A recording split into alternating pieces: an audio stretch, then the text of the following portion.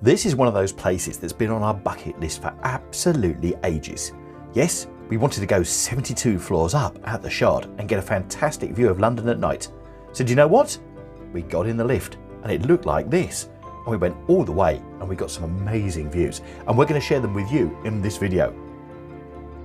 There are two separate lifts that you take, each taking you 35 floors up, so it's not all the way up. So you've got a nice ladybird you can watch as you're on your way. And when you get up there, you actually land on the 70th floor.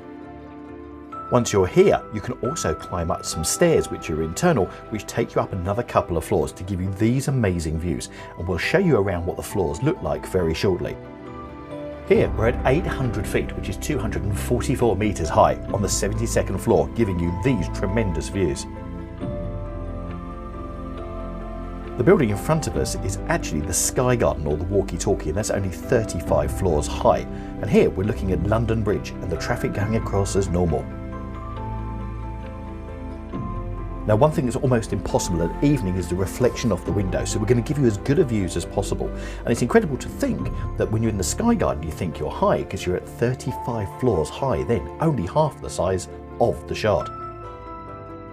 If you've walked the South Bank, you'll know HMS Belfast sits there, and of course on the other side of the river you have the Tower of London, all lit up at night.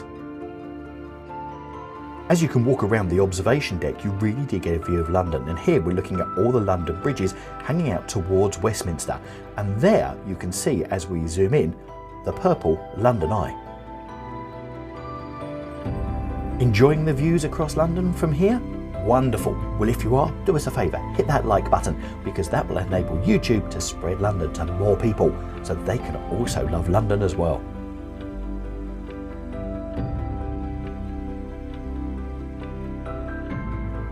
We head from looking at Westminster, and now we're going to look southwest. And looking southwest, you can see Battersea Power Station and also that glow in the background. That glow in the background is Heathrow Airport.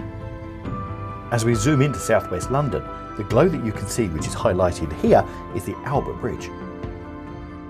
If you book your tickets and it's a really bad, cloudy, rainy day and you can't see the London Eye, the walkie-talkie, Tower Bridge, 1 Canada Square, which is Canary Wharf, and St Paul's Cathedral, then, because they have a view guarantee, you'll get a ticket, which means you can go back within 3 months and rebook and go in for free. So what you're looking at here is the top of the Shard where we are and the observation deck. And yes, that is open. And you can feel the rain, you can also feel the wind, and that day it was blowing through, so it's quite something. So you're actually at that open bit at the top of the Shard, which is quite a scary thought when you first get there. And don't worry, if that doesn't take your fancy, where the lift drops you off on about floor 70, there is an enclosed gallery that you can go around. On the different floors you've got bars so you can get drinks, and as you can also see, you've got different seating area as well, so you can sit back and relax with your drink and look out at the view across London.